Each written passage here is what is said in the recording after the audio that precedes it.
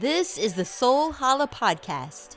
Every week, we bring you mystical accounts from forgotten folklore to the fringes of consciousness. Exactly. If you have ever felt there was more to this reality than what you are being told, you've come to the right place. I'm Rachel. And I'm Brenna, and we are your hosts on this weekly journey. Welcome to Soul Holla.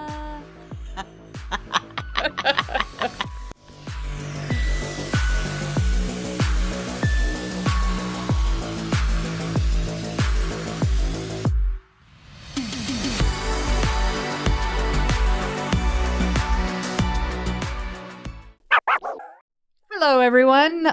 This is Brenna, and this week we're going to be talking about the Russian pyramids.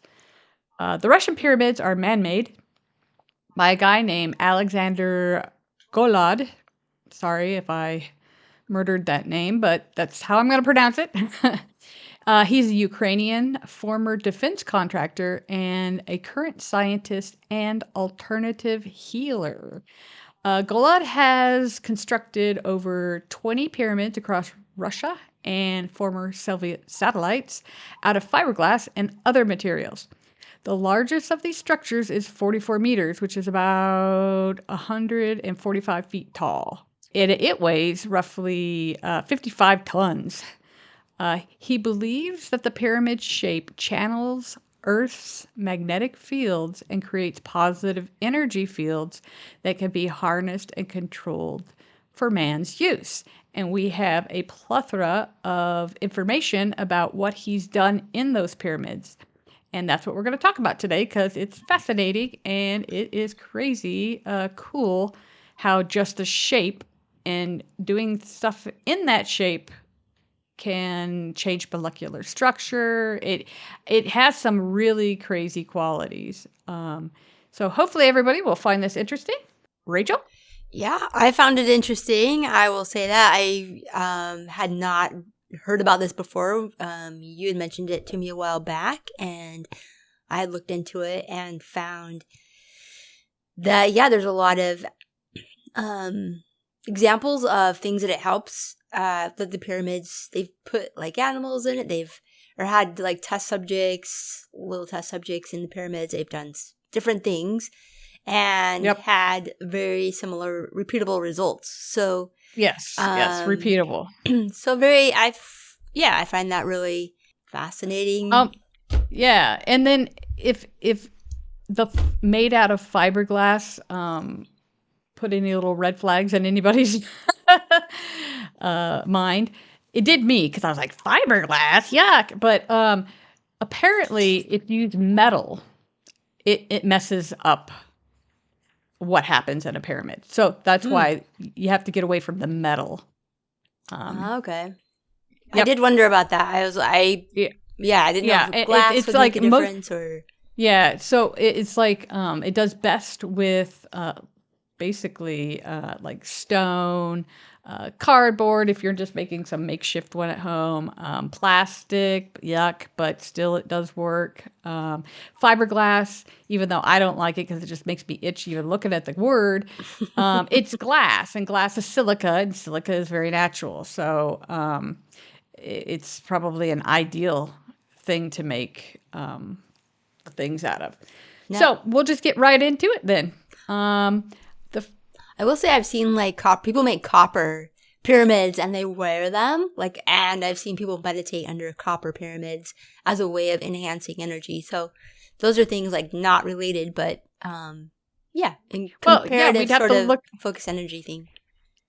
And I kind of want to question whether it's as effective, since metal in and of itself kind of messes with, because metals have their own energy field, like everything does.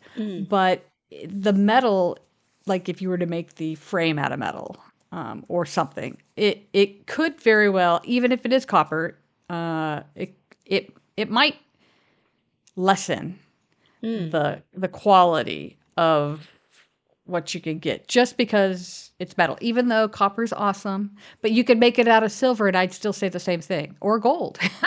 And I'd still say the same thing. It does something to what happens in the pyramids somehow. Oh, interesting. Okay. I mean, Yeah. I think most of what I've seen is anecdotal. I don't think it's been like anything that's been tested like these sort of pyramids. So yeah. Okay. That. Yeah. Because I've seen them too. But most of the pyramids that I see online that you could buy, they typically are made out of non-metal materials, and they put a little apex at the top and usually have a crystal on the top, stuff like that. And they all seem to work. I mean, this guy sells them, and he has them planted all over the world now. And he said, he's like, oh, now we got 2 more in Germany. And so now we got 2 more active spots. And they're kind of tracking it all. And they're trying to make a grid of themselves, as people buy them, and see if they can start working together.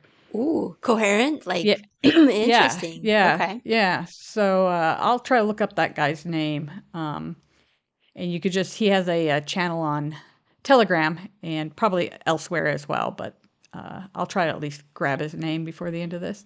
Okay, so let's get into water behavior. Here is something that they've done in these Russian pyramids. Distilled water was placed inside the pyramid during winter. Now, this one's crazy. During the winter, and remained liquid, even at temperatures as low as negative 38 Celsius. It only froze instantly if disturbed. So if you went in, and they said like shaking, like if they went in and shook it up, then it would almost flash freeze. But if you just left it in the pyramid, it never froze. And then it says it's suggested that the pyramid stabilizes molecular structure or prevents freezing through energy influence. I don't think truly anybody absolutely 100% on planet Earth right now, maybe the higher powers that be that know all the secrets, but most of us, even scientists, don't really know how. But nonetheless, we don't know how gravity works, but we all kind of are on board with it. We don't know about a lot of stuff, but yeah. So what they came up, they suggested that possibly it stabilizes the molecular structure of the water and it prevents the freezing. So, riddle me that one, Batman. Like, why isn't it freezing unless it's disturbed? Got any thoughts on that, Rachel? I do have a couple thoughts. One is that, so it's for water to change from liquid to a solid, that's a state of existing, right? So it would change, that's just state of matter. So liquid to solid or liquid to gas, that's a change of state. And if it's stable, then it wouldn't change because you're right. There isn't it's not being subjected. I'm just thinking on the fly here. No. I like that angle. If it's not excited, that's an electrical term. If it's not excited to make it into a vapor or to make it into a solid, then it's in its coherent, regular form, right? Mm-hmm. That's a perfect. Yeah. No, I hadn't even thought of that. Go on. Sorry.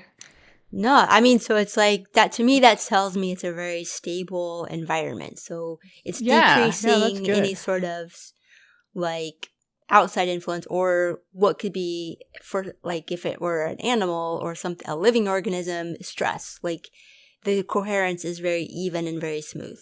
That's okay. And that rolls right into the next one of the effects it's had on rocks and minerals. And I think what you just said is going to ring true to this as well. Granite and crystals that were stored in the pyramid developed visible rings or structural changes. Rocks scattered inside showed increased resistance to electrical discharge. And it said fewer burn marks when tested. And attributed to more uniform electron spin and polarization. So again, even with granite, which has a lot of crystalline, qualities to it, and crystals, seemed to stabilize as well. And some of them, they said it developed visible rings or structural change. Crystals, as they grow, they're kind of almost alive in a way, and then they stop growing. But you throw a broken off crystal in there, and it's starting to structurally change. Ooh. So perhaps the crystal wasn't done doing what it was gonna do before it got broken off. You never know. Yeah. I remember being at my grandma's house, and when it had one of those crystal growing kits. Did you ever have one of those? And they would grow kind of angular, so it's they would kind of it was like spires and things. Yeah. And it's interesting that it grows in a it said, what did it say? It said spiral or rings? It says granite crystals stored in the pyramid developed visible rings, which are kind of like, it kind of reminds me of like agate rings, they call it banding. Banding, yeah. Kind of the same thing, banding. Okay, so they developed visible rings or structural changes. Now, I don't know what structural changes means other than it's starting to change. Right. The structure of the crystal and the granite. The rings is interesting because to me that's a more pleasing aesthetically, I don't know, just personally, formation where it feels very smooth versus an irregular spire-like shape, which is, interesting, but it's more erratic. So the ring tells me there's something, I don't know, to me that symbolizes a smoother energy, if that makes sense. It could be, or because they didn't go into a whole lot of details. They didn't provide a lot of information. Yeah. Also, it would be interesting to dive deeper into the actual. I'm interested in the crystals, and are the crystals starting to grow again? Right. I liked what you said about maybe they weren't done forming, but then when they were put into that chamber, they let's pick up where we left off. Yeah, it could be. And that could be the structural changes and stuff. So now we got water, we got rocks and minerals and crystals that are all affected, literally. And they can do this over and over and over in all of his different pyramids. And it's not just his. I mean, other people have done it. People make pyramids all over. And this is just some of the stuff that happens in these pyramids. Okay, so agricultural and ecological impacts that these Russian pyramids have produced. Seeds exposed to pyramid conditions grow into healthier plants with a 30 to 100% higher yield. 100% higher yield. 30 to 100%. I mean, that's nuts. That's huge. Placing small pyramid-treated substances around farmland improved soil quality. And it improved crop health and even local weather patterns. It reduced severe storms or improved ozone levels in the surrounding areas. And I had read that in a different article years ago when I was looking this stuff up.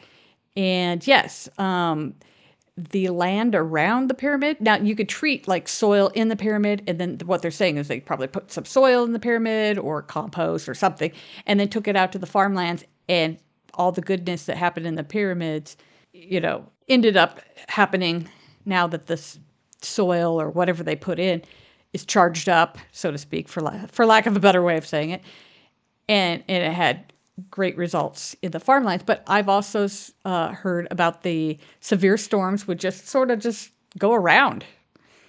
And I didn't know about the ozone levels in the surrounding areas, but I also have read that some flora that had become pretty much extinct in some of these areas over, clearing the land and agriculture and they just suddenly started growing around the pyramid again, on the outside.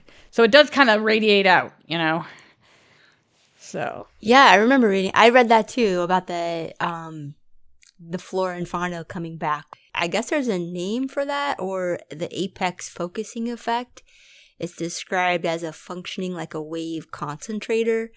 So as the vibrations reflect upward along the sloping sides, then energy patterns converge toward the top and resonance becomes more focused. So it's kind of like a lens focusing light. Like if you have, I don't know if you ever did that as a kid, like wood burned with like a mic. Oh, yeah. Or a parabolic dish focusing radio waves. So it's like, yeah, it's giving it this dose almost of like really like smooth, or I don't know. That's kind of how I'm interpreting. Maybe more pure energy on planet Earth. Because like so much of Earth has been like polluted. It's, I mean, we wear plastics. Everything I'm wearing right now is synthetic. Good thing I'm not going to have kids.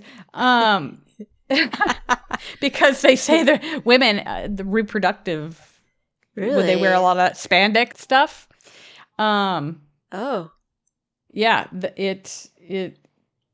the reproductive qualities go down. Oh, interesting. Yeah, they put linen.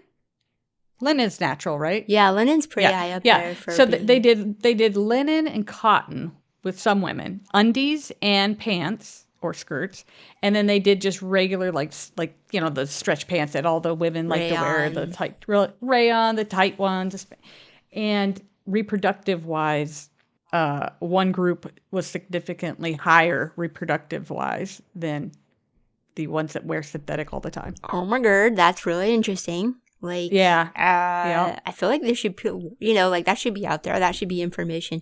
Although if we're gonna go back to the Bible, they did have like the Bible.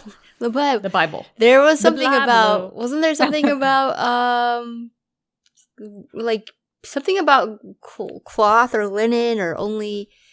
I mean, of course they didn't have rayon back then, but or plastic. Like a lot of people recycle plastic into clothing, which I get the benefit of that, But you're still wearing plastic around your whole body. Yeah, which can't be. And plastic has a very low vibe.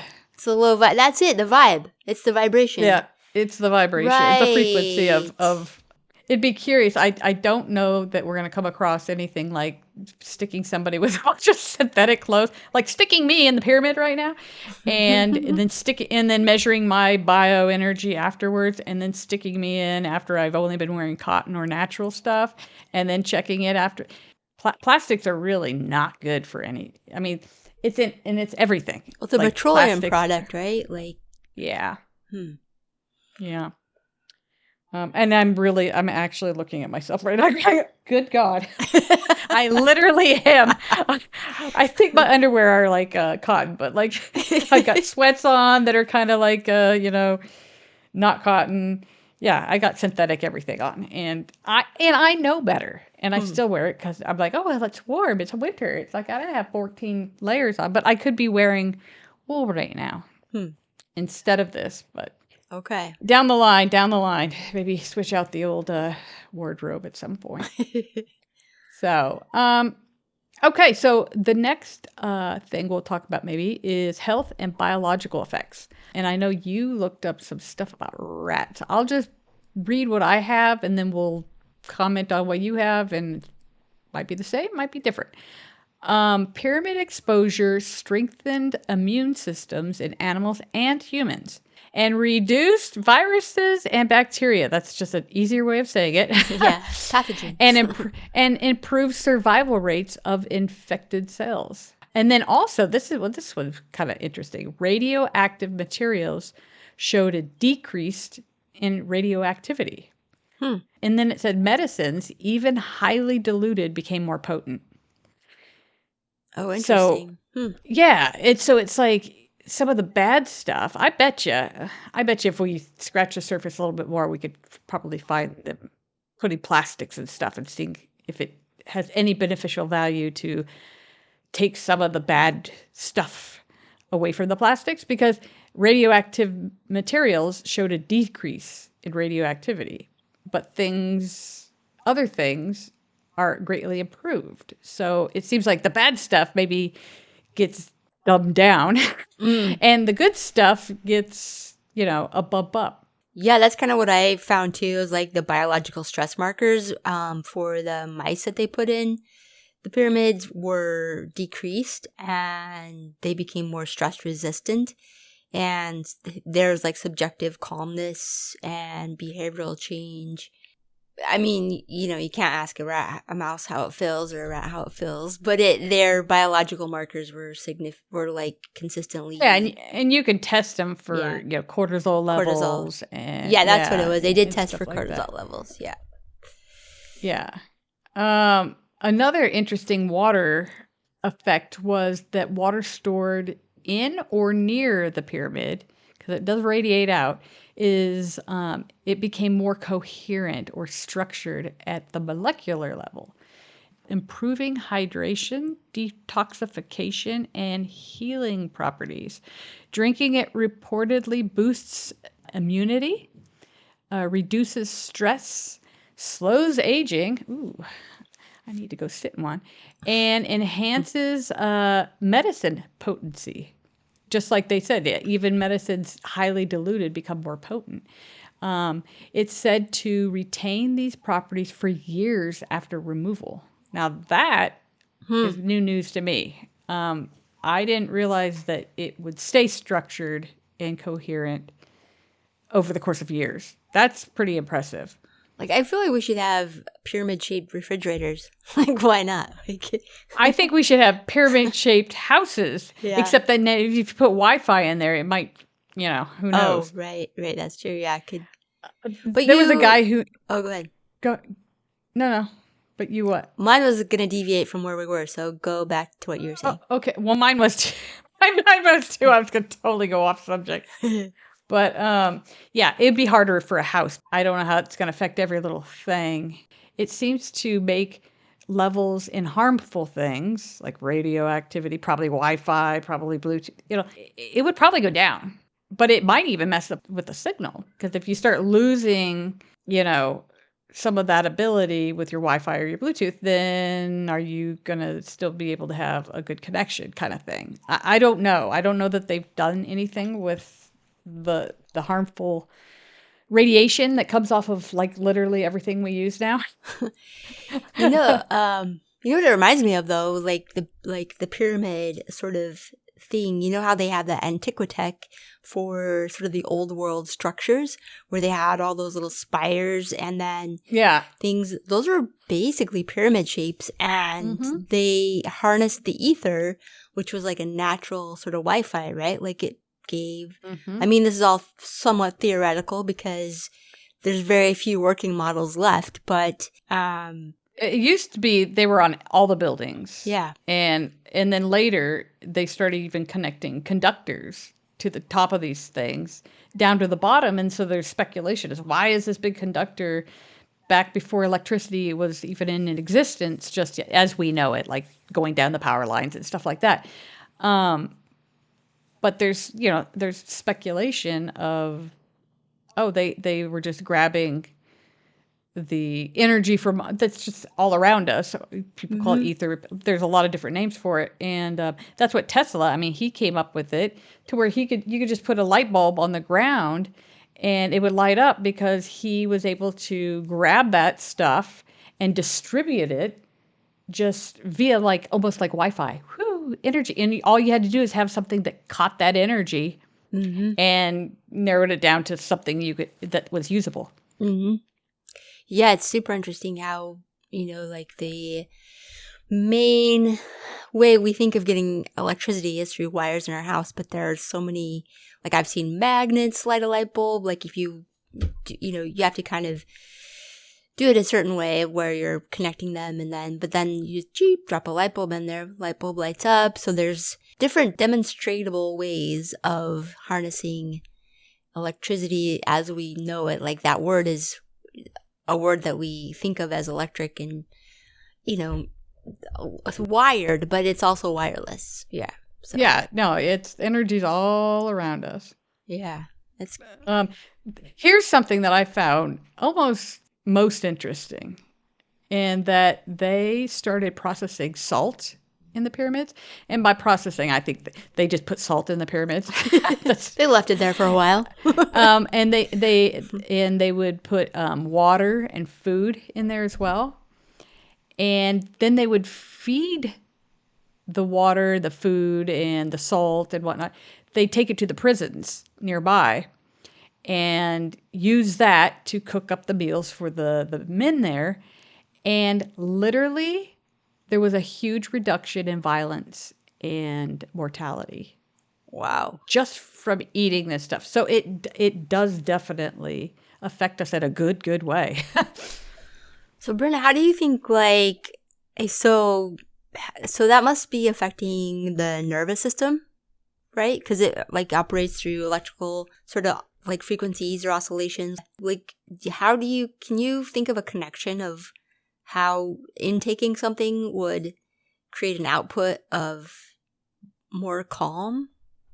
The only thing I could think of is that the pyramids seem to make things structurally more coherent.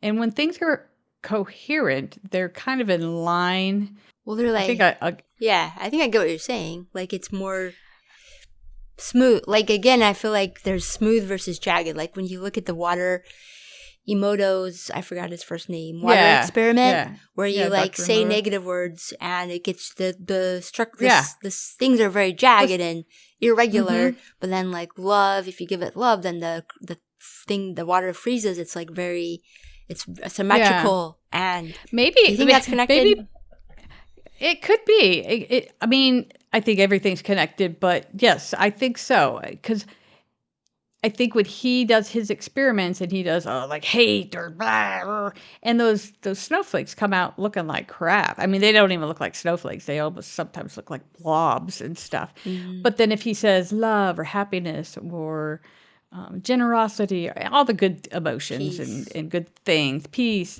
they're very beautiful. And they look like the most beautiful little snowflakes you'll ever see. And that's just intent. That was just him thinking of a word, intent. Mm-hmm. But he intently, cohesively put that intent on it, and it happened. I think in the pyramid, it's sort of like you don't have to put the intent. It's just going to do it. Like it cuts like the human having to do anything out of the equation, and you put the water in there. It structurally makes the water structurally more coherent. So you drink a glass of water out of the tap, okay, and then I'm not talking about the tap, like a good tap, like a well, not like city water, or you drink a cup of water that's been sitting in the pyramid for a couple days, and you drink it, and they're saying they could show that you become more hydrated. And it's because probably the molecules in the water are structurally, the frequency, I think it's all energy. Frequency it's more cohesive. And our cells, our cells require certain things like a key. And a lot of times we come at our cells and other parts of our body with foreign stuff like certain medicines. And they're not fitting together. Yeah. And then they kind of have to try to powerhouse through where it needs to go. And it seems like it just structurally puts things in the most cohesive, coherent way possible, which our body just loves, because we are so sitting in the pyramid probably does wonders. And like it said, people, I don't think I've gotten that far, but, some of their diseases start to dissipate, like all their ailments improve. Mm-hmm. Now, unless they're negative ninnies, and because we create our own illness, our dis-ease by our thoughts and our emotions, especially. So somebody could get a good charge of it, and it's still good for them, and it could still help them. But that neuroplasticity that we talked about last week, like one needs to change their thoughts and their emotions in order to probably keep it within them and stay coherent and stuff. That's my 2 cents, because we could supersede anything good just by our thoughts and our emotions, and it won't work. But I think you stepping into a pyramid, you don't have a choice. It's happening within that pyramid. That energy is doing its thing, making things better. like as they should be. More, here's the way I look at it. It makes things the way that it should be before man got its greedy little hands on it. Like everything that we touch practically isn't really good for us, you know? Mm-hmm. Not everything, but like so much is just not good for us. And it seems like if you put something in the pyramid, it structurally puts things where it needs to be energetically first, I think, and then it trickles down into the actual. And just like our body, like we talked about this a couple weeks ago, is that they have the capacity now. Scientists can actually look at your biofield, or some people call it the aura. It's the energetic field that's around us. And they can see, oh, this person's probably going to get breast cancer on her left breast, or this person's going to get colon cancer eventually, unless something changes within them, their mind and their emotions. Otherwise, this is going to happen next because it's in their field, and it starts in the field, and then it goes into our probably nervous system, and then it goes into our chemical system, and then it goes into the actual physical system, and, and all the little bits and pieces in between. Same thing with pyramids, I think. I think it just kind of structuralized. I think I kind of went off in 4 different directions on this one. No, I've almost lost myself on this one. No, I think I made 4 points, but never really got to the conclusion of any of them. But what do you have to say about this? No, I was following along. I thought you're if you listen back, you're gonna hear that you did not ramble at all. Like that was very coherent to me. And the thing that kind of stuck out was when you talked about the lock and the key, sort of like the cells, the thing that's trying to be absorbed. Like say we eat something that's been really highly processed, then our cells, which are looking for something that it can process easily, that lock and key isn't gonna fit very well, and that creates stress. And that stress then kind of compounds and builds. And then that is like how aging sort of can happen. Is what I'm thinking. Like that's where I go with it. I'm wondering though, the more I talk about it, is that everything in the pyramid is happening on an energetic level, and then it trickles down into the solid level or the physical level. To me, it makes sense, and that's why it can last for years and years, because unless somebody disturbs it or something, puts bad intent on it or something like that, it's going to stay in that energetic sweet spot, if you will, like a crystal or a glass of water or some soil or whatever. And so it's probably the same thing with the body. You walk in there, you sit there, you meditate in there for a while, you come out, you feel like $1 million and stuff, and it's all in your energy level. And now it needs to kind of seep in. And I don't know how long all this takes, and it's different for every single person. To me, it seems like it's it's a frequency and an energy thing, and everything has its little energy field around it, so it gets put back into place the way it should be. Mm-hmm. Like they could probably put crappy city water that has fluoride and chlorine and you name it. I've been in water treatment plants. I know what I'm talking about. Heavy metals. Don't drink the city water. Oh yeah. I don't even, sometimes when I'm in bigger cities and I'm in a hotel, I'm like, I don't want to take a shower because that's our biggest organ, and I'm just going to inundate it with this crappy water, But I think you could probably even put crappy water in that pyramid, and then over time, the energy field would be healed, if you will, and it might even come out filtered and just as good as good spring water, Oh my gosh, that'd be an interesting experiment. And that would be. The water staying liquid in the below freezing temperatures, kind of supports that hypothesis of it being stable. Like if it starts stable, it's going to stay stable. If it starts not like you're saying, kind of fractured water or broken water with broken or nasty molecules, is gonna it seems like it would follow that it would get would follow over time. It might take a little longer than a good glass of water to begin with, but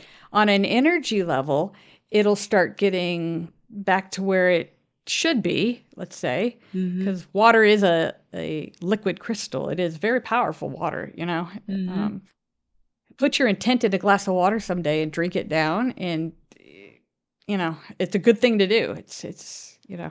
I did the rice Um, experiment last year of where you have 2 jars of rice and there's just plain rice with water, and then you give one sort of negative energy and the other one loving energy.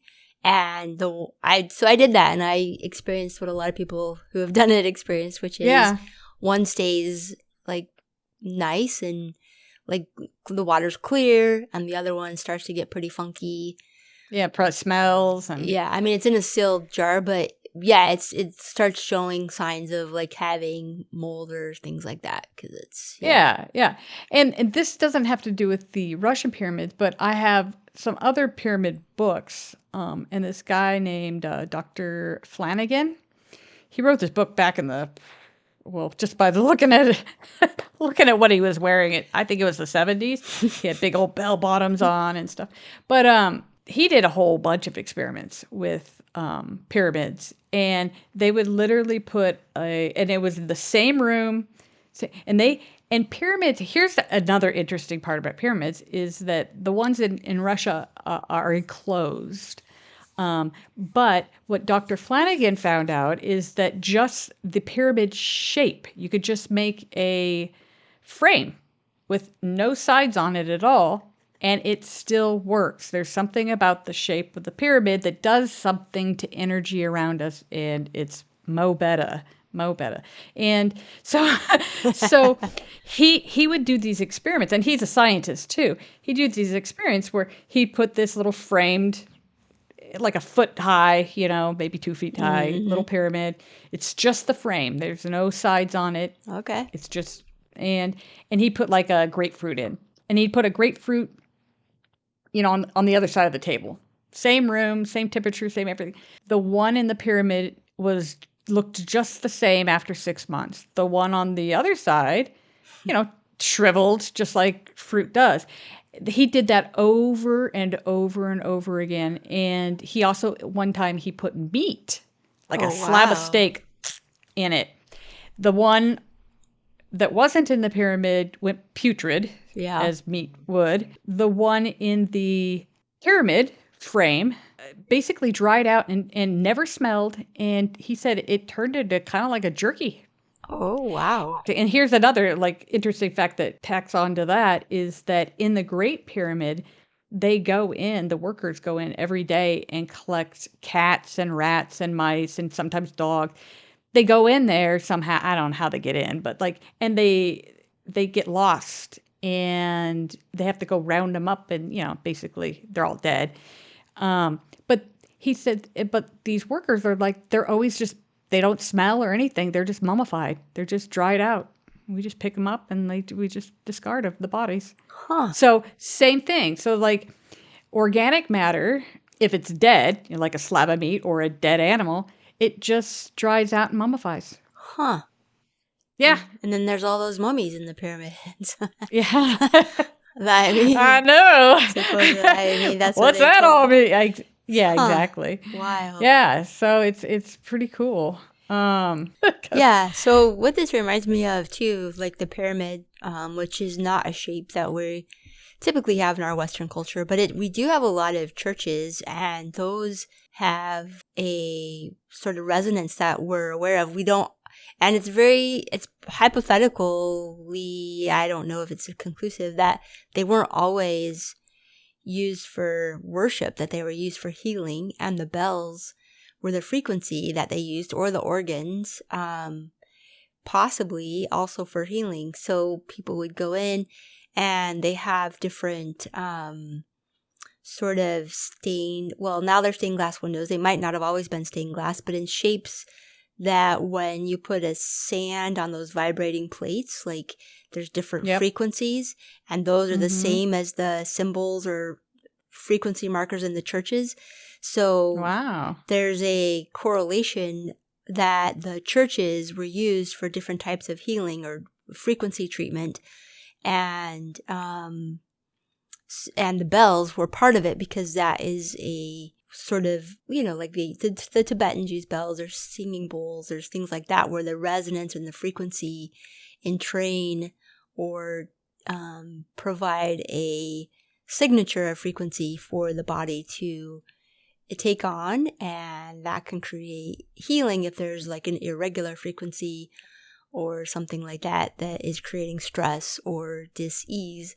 So I was thinking about that with the pyramids being, because a lot of those churches have really high ceilings, and some of them are like the domes are not quite pyramid shaped, but they're like a rounded sort of, like it goes up. So there's that similar wave frequency of up that I feel like really is beneficial, unlike our boxes that we live in, like you mentioned earlier. Yeah. Like if you just think of feng shui, in feng shui, it's all about the energy movement in your house, but it's like, that's why they always put stuff in corners and stuff, because it's like, really, if we were all living in truth and not, lied to about literally everything our whole life, we wouldn't choose to live in square anythings.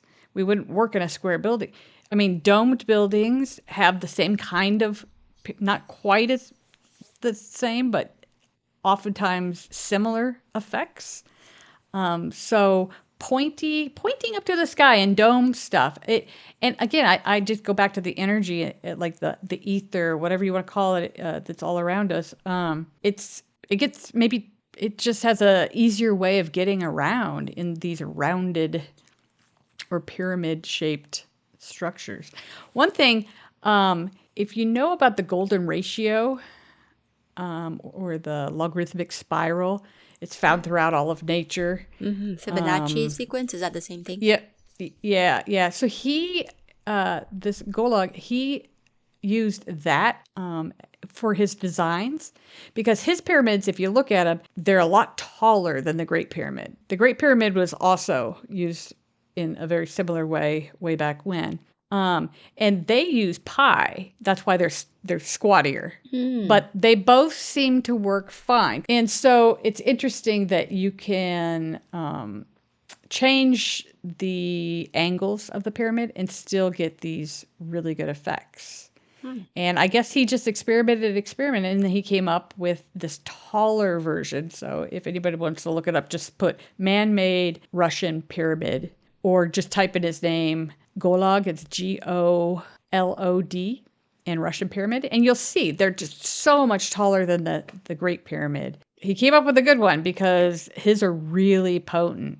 It might even be better than the Great Pyramid, because back when that was created, the Earth's energies were different. We're talking thousands of years ago, and so maybe the taller ones are needed now, and they're more potent. I can't answer, but yeah, I think the takeaways for me are that the pyramid structure stabilizes like frequencies and makes it more potent, and that living systems, we talked about a few of those, they can entrain to that coherence, and then it kind of stabilizes it and seems to like you mentioned, the soil and things like that stays for a while and holds it. And then it also is stress reducing because the rhythms are almost entrained as well, or something happens with the coherence. Yeah, and it could be trapping the ether around us and then unpolluting it. Like with the water, yeah. Potentially. Yeah, unpolluting it, and then you end up with a purifying physical thing. Yeah, purifying it in a way. Pyramids are the real deal, and look it up. The Great Pyramid is also we're not going to go there because so many people have talked about the Great Pyramid, and we could do a whole other podcast about that. But they've been used for, thousands and thousands and thousands of years, and they are found throughout the entire world. Yeah. It's not just the Great Pyramid. They're in every continent. I know. I was surprised when I learned that. I'm like, what? I don't because but every continent has them. Like even the U.S. Yeah, the U.S. even has them. Grand Canyon, I believe, has one. And let's not forget that the Grand Canyon, the national park, only about 10% of it is available to the public. The rest of There's the no 90%. fly zones. Yes. So there's a lot going on that's a whole other podcast though. To be continued. Well, I think we've touched on enough to wet somebody's whistle, and like if they think this is interesting in any way, or they want to do a pyramid themselves, just do a little research. You can make them yourself. They don't have to be anything crazy and special. I mean, I made one out of cardboard once with this Russian guy's dimensions, and I'd sit in there and I swear, like, I felt like my meditations were better. And I used to throw in water, and then I'd water my plants with them. My plants look like $1 million, you know, and Nice. And that was just made out of cardboard, you know, and it was just the frame. It didn't even have sides on it. So a lot of people get them made for their bed. And they put them over their bed. Oh, they sleep in it. Yeah. And they say their sleep that's what I need. My sleeping is off right now. And to get some pyramids, I've also, the Law of One, the Raw folks, they say that energy that's in the pyramid also comes out of the top of it, the apex. And so if you put a pyramid under your bed, you'll still get the same effects. Oh, interesting. Yes. Oh, so Brennan, you can don't you have a Law of One channel? my plug for Law of One. Yes, if anyone's interested in Law of One, the raw contact material, it is nothing short of amazing, in my opinion. And I do have a YouTube channel that I just started. It's called the Law of One Breakdown.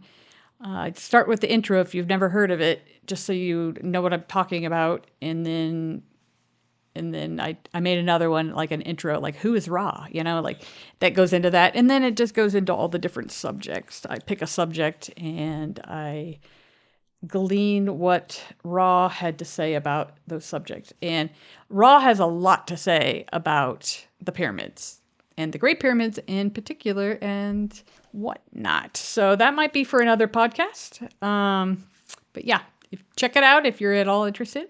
Nice. Yeah, I think, this is a good little intro to pyramids, and not just the Great Pyramid.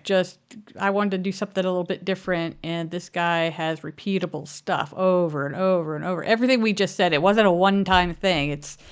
He's still using them. I mean, he's alive still, and still making them, I think, and he's still doing his experiments, and it's beneficial all around, you know? Right on. I think when I finally buy a piece of property, I'll probably put some pyramids up around the property, you know? Oh, yeah. I still the pyramid-shaped refrigerator. I'm about it. Well, yeah. And you might not even have to, pay for refrigeration because since nothing rots in the pyramid, so. Oh, right. The grapefruit. Yeah. So who knows? We might be onto something here, Rachel. If you never hear from us again, Side hustle. We've stopped doing the podcast and we quit our jobs and we're making pyramid-shaped refrigerators. For the homesteader and off-gridder. Sans electricity, people. Yep. Right on. All right. Well, this was fun. Thanks, Brenna. I liked this is a good thanks, suggestion. Rachel. Yeah. All right, people. If you enjoyed this podcast, we'd love it if you shared. And we like you, so please like us back and subscribe and do all the things. Boom, boom, boom. Here we go. We're out. All right, everybody. Until the next time. Thanks for listening and take care. Yes. Thanks for listening. Soul Holla.